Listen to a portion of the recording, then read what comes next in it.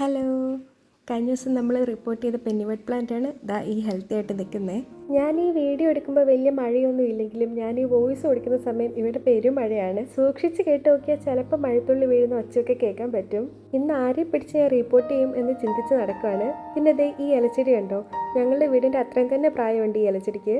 ആരും ചോദിച്ചില്ലെങ്കിലും എൻ്റെ ഔട്ട്ഫിറ്റ് കാണിക്കാം. എൻ്റെ അമ്മയുടെ ചെരുപ്പും എൻ്റെ അനിയത്തിയുടെ ഒരു പാൻറ്റും പിന്നെ മെൻസേഷനിൽ എടുത്തൊരു ടീഷർട്ടുമാണ് ഇന്നത്തെ എൻ്റെ ഗാർഡനിങ് ഔട്ട്ഫിറ്റ്. എനിക്ക് വളരെ വേണ്ടപ്പെട്ട ഒരാൾ എന്നോട് പറയാനിടയുണ്ടായി, ഞാൻ ഈ വീഡിയോയുടെ ഇടയിൽ ഇങ്ങനെ വന്ന് തംസപ്പ് കാണിക്കുന്നുണ്ടപ്പോൾ ചിരി വന്നത്. അപ്പോൾ അതേ ആൾക്ക് വേണ്ടിയിട്ടാണ് കാണിച്ചത്. ഇന്ന് നമുക്ക് കുറച്ച് രക്ഷാപ്രവർത്തനം ചെയ്യാനുണ്ട്. ഈ കാണുന്ന ആമ്പലിൻ്റെ ചട്ടിക്കകത്ത് ഫുൾ ഒച്ചുകുഞ്ഞുങ്ങളാണ്. എവിടെ നിന്ന് വന്നെന്നോ എങ്ങനെ വന്നെന്നോ ഒന്നും അറിയില്ല. എന്തായാലും ഒരു കാര്യം ഉറപ്പായി, ഇതിനെ ആമ്പൽ കുളമെന്ന് എന്തായാലും ഇനി വിളിക്കാൻ പറ്റില്ല. ഒച്ച താവളമെന്നോ ഒച്ച സങ്കേതമെന്നോ അങ്ങനെ എന്തെങ്കിലുമൊക്കെ വിളിക്കേണ്ടി വരും. ഞാൻ ഒരുപാട് തവണ ഇതുപോലെ ഒച്ചിൻ്റെ ആക്രമം കൂടുമ്പം തണ്ടൊക്കെ മുറിച്ച് കളഞ്ഞ് ഒന്ന് രക്ഷപ്പെടുത്താനൊക്കെ നോക്കാറുണ്ട്.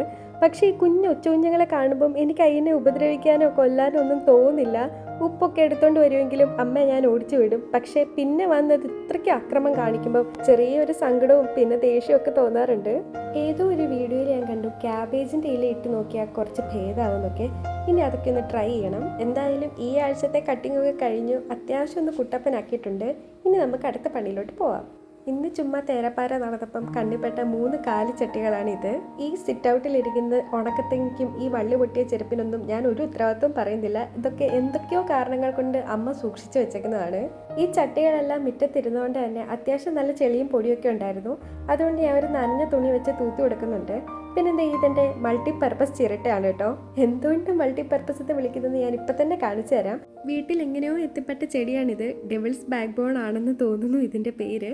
ഇതിങ്ങനെ തണ്ടൊടിച്ച് വെച്ച് കൊടുത്താൽ വളരുമെന്നാണ് ഗൂഗിളിൽ കാണിച്ചത്. പിന്നെ ഇതാണ് ഞാൻ പറഞ്ഞ എൻ്റെ ചിരട്ടയുടെ രണ്ടാമത്തെ യൂസ്. വലിയ ഫോഴ്സ് ഇല്ലാതെ വെള്ളം ഒഴിച്ച് കൊടുക്കാൻ ഈ അടിയിലൊരു തുളയിട്ട് കൊടുത്താൽ മതി. ഇങ്ങനെ നമുക്ക് വെള്ളം ഒഴിക്കാം.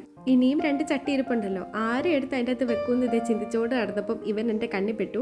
എന്നാൽ പിന്നെ ഇവനെ തന്നെ നമുക്കങ്ങോട്ട് എടുത്ത് കുഴിച്ച് വെക്കാം അല്ലേ. അങ്ങനെ എൻ്റെ മൾട്ടിപർപ്പസ് ചിരട്ട എടുത്ത് 2 ഭാഗത്തും മാന്തി ഓരോന്നോരോന്നായിട്ട് കുഴിച്ച് വെച്ച് കൊടുക്കുകയാണ്. പിന്നെ മേളിൽ കുറച്ചുകൂടെ മണ്ണിട്ട് കൊടുക്കുന്നുണ്ട്. പിന്നെ വെള്ളം ഒഴിച്ച് കൊടുത്ത് മാറ്റി വെക്കാം.